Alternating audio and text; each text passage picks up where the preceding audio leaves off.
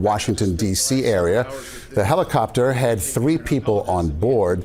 Both of the plane's black boxes have been recovered. CBS News has learned an air traffic controller was monitoring both helicopter and plane traffic. That's a job usually meant for 2 at that time of the night. It appears NTSB is beginning their update. Let's listen in. Factual, and has always been at the core of the NTSB mission.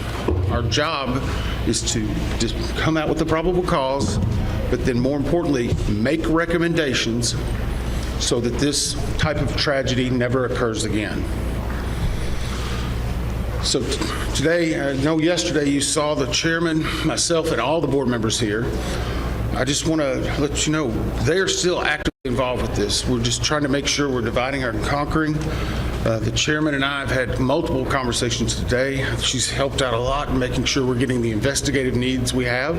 And she's at the command post right now working with some of our people. I'd like to start by just thanking the first responders. When this first happened, a unified command was set up, and we had a lot of important people that came and worked with us.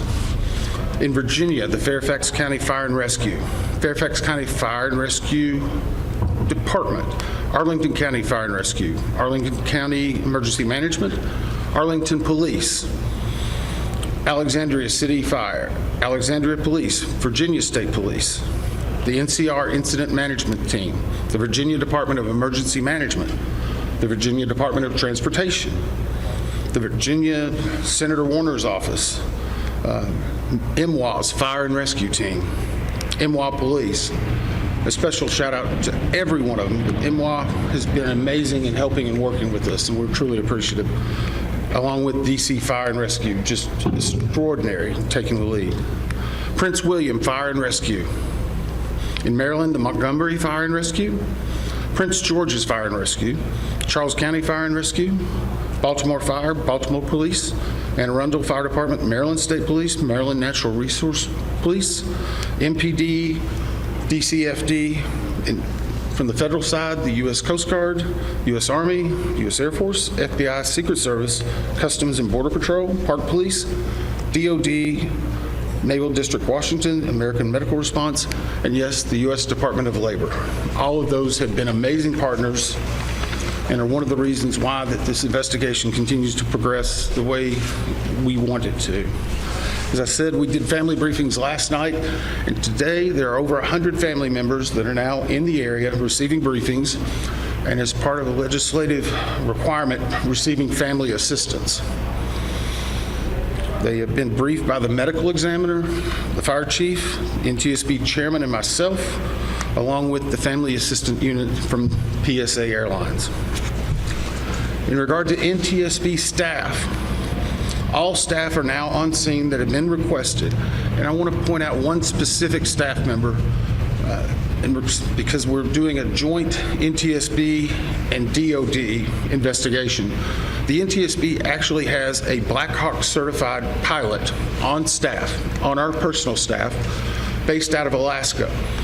Once we realized the dynamics and the intricacies of the Black Hawk, we have brought that member in, and they are on scene now, providing direct technical assistance to the NTSB. That does not mean that the DOD is not working and helping with us, but in order to maintain our independence, we have our own Black Hawk certified pilot in the working group for helicopters.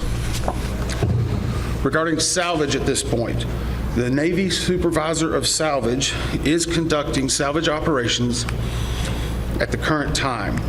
Barges are en route from Virginia Beach, and we anticipate them to be on scene early tomorrow morning.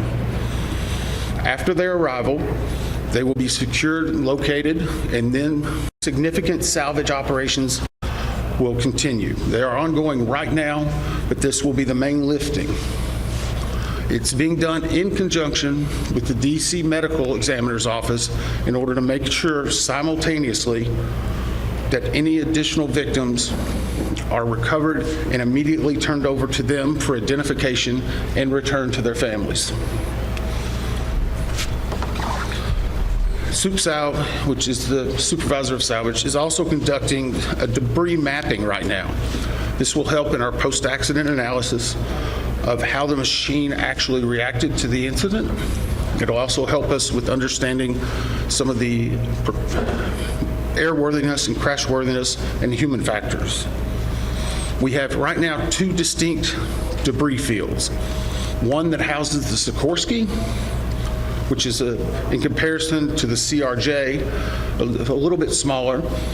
The CRJ is in another distinct area, and we consider a little bit larger. The good news is, based upon the initial mapping, while there are some small aspects of that debris field, there are large chunks that will be easily recoverable, and it will aid in the investigation when we bring it into the secured facility that will be located here on MWA. That will help us in the close proximity to be able to review and evaluate.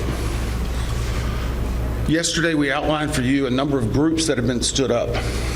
A few of them in particular I want to call out, although every one of them have been working very hard.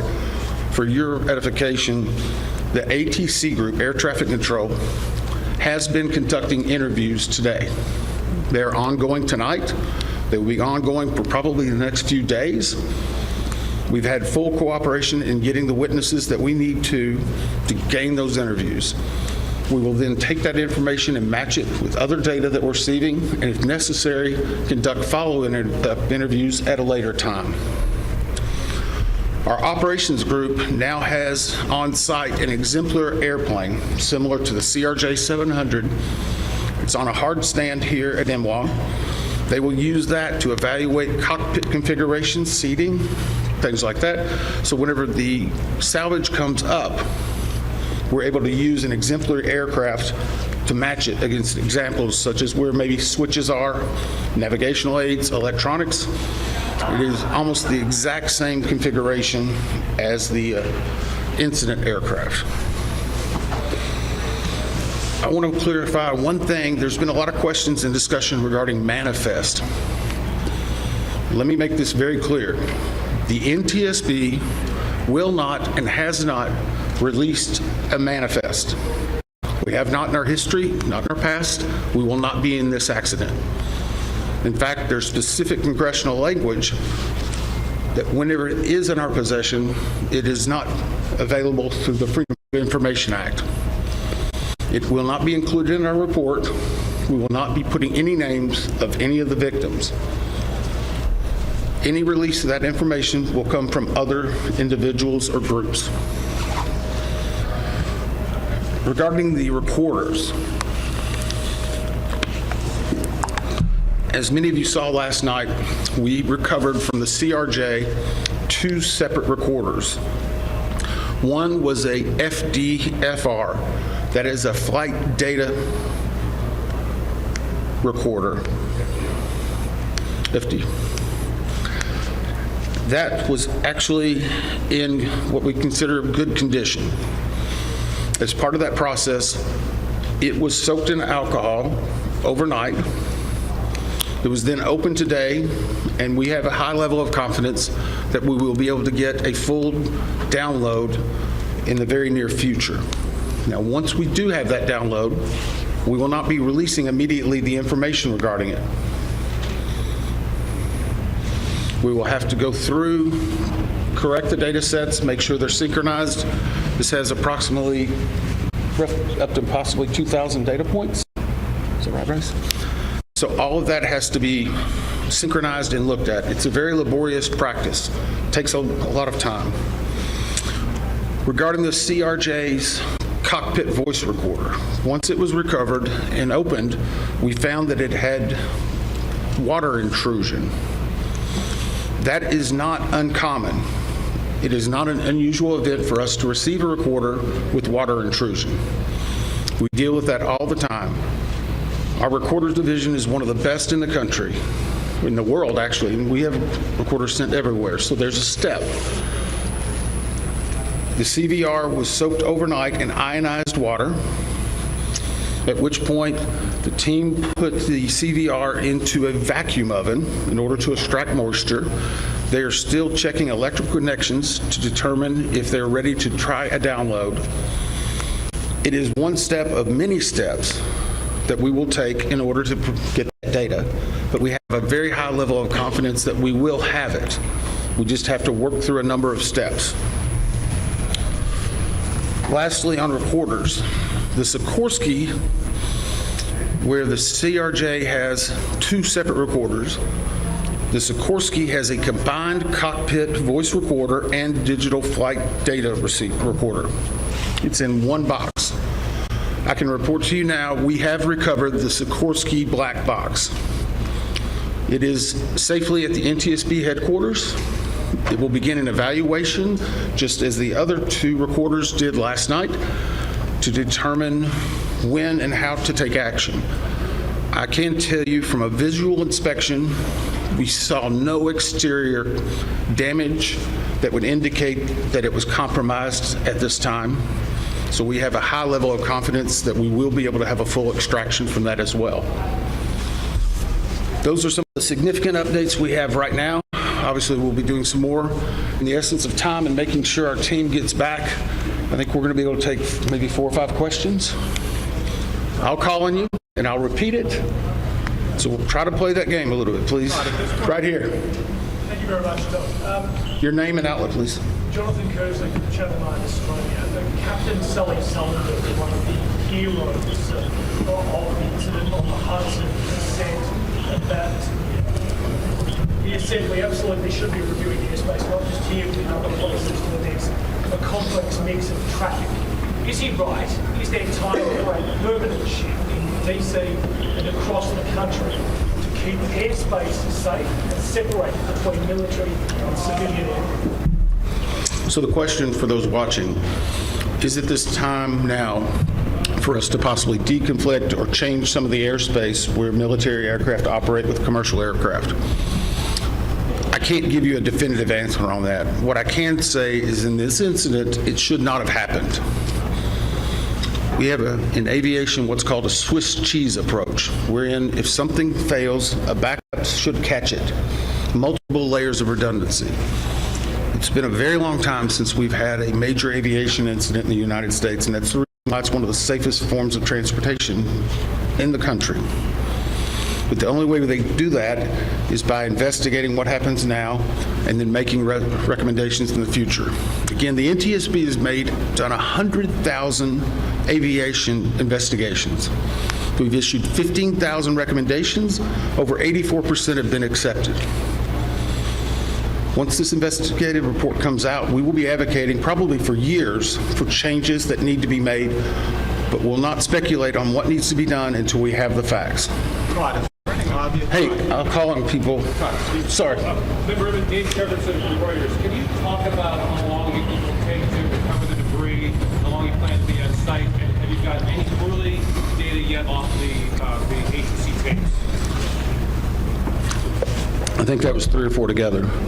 How long the debris will take, how long we'll be on site, and have we gotten any information off of the air traffic control tapes. The debris, we are hopeful once the mapping is done that it will be done in what I will call quick order. I can make no guarantees of that because first and foremost, we need to make every effort and to make sure we're recovering every one of the people that perished in this accident. We'll have some cranes that'll be coming up, and once that happens, you'll see a lot more activity, and we'll be moving that in, but I don't want to give you a definitive time. I would say it will start in earnest probably on Sunday, and it will go through next week, and some of that's contingent upon weather and other things. Regarding the ATC tapes, we received a lot of different information on ATC, and so I'm just going to preempt it. Off-the-shelf software programs are not always as accurate as the data we specifically get from NTSB, from the black boxes. All of that are factors that come into our investigation. So we will not speculate about ATC tapes that you may have heard and seen online or snippets. We are getting the full cooperation that we need to be able to make an accurate assessment and to make sure what we are saying is factual and that it will help and aid in the entire investigation. Todd Cooper from Channel 7 in Boston. Is there anything glaring from the videos that we've all seen that would tell you that the pilot in the Black Hawk helicopter made a mistake? The question is, based on the videos, have we drawn any conclusions? We have not. We know that there was a significant incident in which the two aircraft collided, a pretty significant fireball. If you will recall, even after the first day, we only had maybe 1 or 2 grainy images that were coming out. We're seeing more and more at this time. So we're still collecting data, but we are not going to opine until we see a lot of other things. And there are a couple more? 2 more? Yes, sir. On TV with CNN, how critical is it to interview the controller in the tower cab? How concerning is it to you, the reports that controller is working 2 positions at the same time? So the question was, how critical are the air traffic control interviews and basically staffing? So air traffic control interviews are critical. That's the reason why there's a process in place. That began immediately after the accident. It was preservation of that evidence. It was immediately taking down notes, getting logs, all that information. We will go back and look at any air traffic controller that was involved in this. We'll go back and look at their past probably 72 hours, even 2 or 3 weeks. We'll look at their training, their hiring, everything, what they probably ate that day. But it is not one point that tells us everything. It's layered into a lot of other information that's very critical. Regarding staffing, the FAA has had a very robust plan in looking at staffing. Obviously, we'll be looking at not only staffing that day, but progressively staffing. How many people, what job functions they were doing. Were they being combined? Were they not? What was the weather outside? What was the number of landings? I recall back during COVID, 1 runway was being used. There were only 1. That was the only one. 33, as traffic came back, started being opened up. So we would look at changes in traffic patterns, construction at the airport, all of that. It all paints a very big picture. Can I just follow up on that? Who are you? Sorry. Oh, sorry, Rio with APD. Have investigators interviewed air traffic controllers separately? The question is, have we interviewed air traffic controllers? Yes. I think I started with, Were they working at the time? sorry. They were working at the time. I'm sorry, the clarification, was it an air traffic controller that was working at the time of the accident? Yes. Yes. Now, I'm not going to speculate, sorry. Nope, sorry. I'm not going to speculate. The next question is, was there 1, 2, 3? I don't have the answer for that right now. I know that the controller that was working at the time has been interviewed, and his interviews are ongoing throughout the day. Yes, ma'am, last one.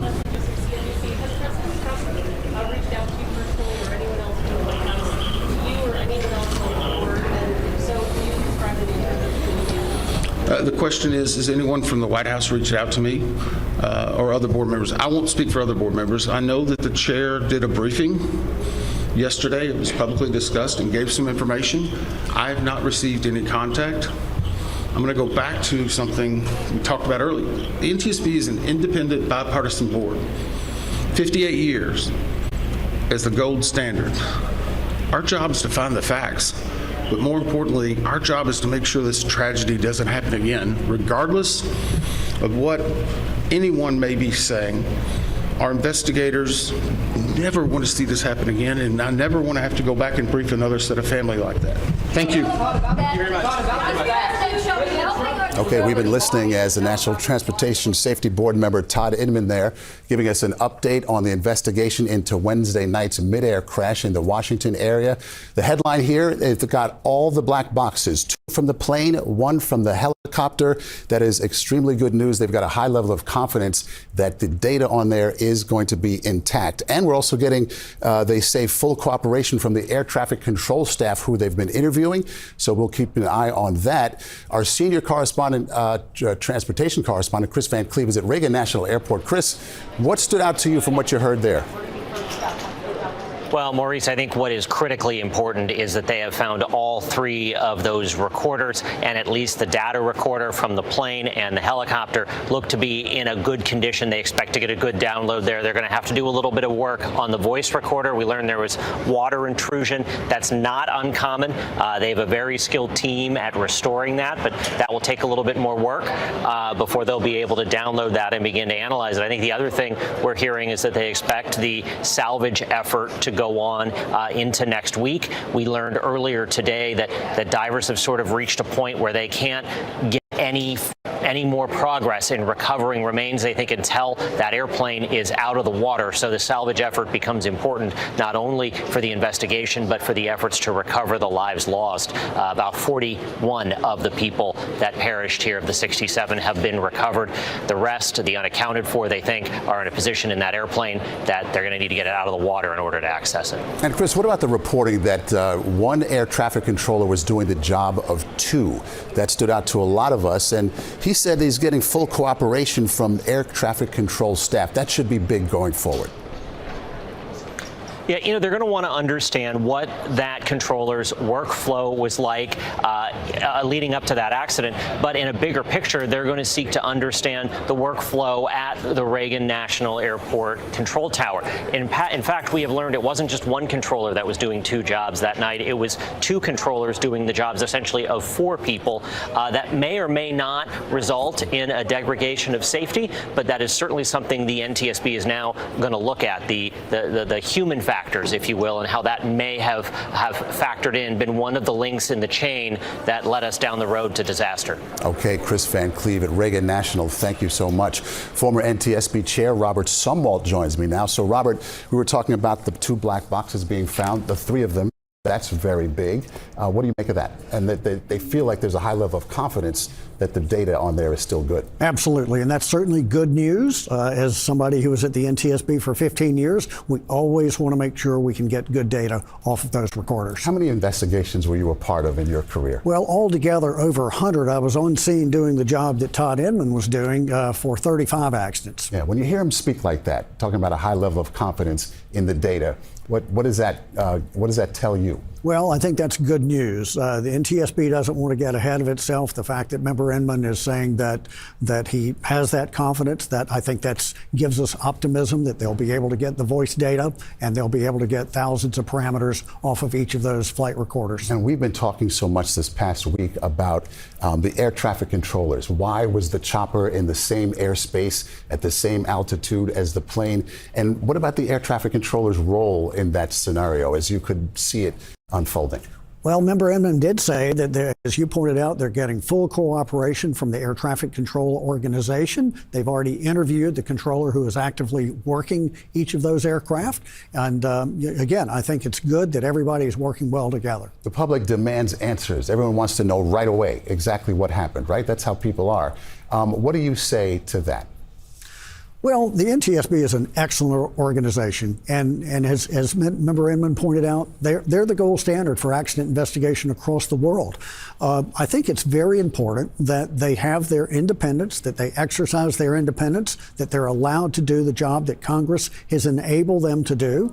They've got the funding they need. We want to make sure they've got the funding and the resources and the time to carry out a proper investigation. Yeah, we have to be patient as best we can. But as he said, they stick to the facts. That's what this is all about. Robert Sumwalt, thank you so much for your insight. And our coverage will continue on CBS News 24/7, your local news. And tonight on the CBS Evening News, this has been a CBS News Special Report. I'm Maurice Dubai in New York.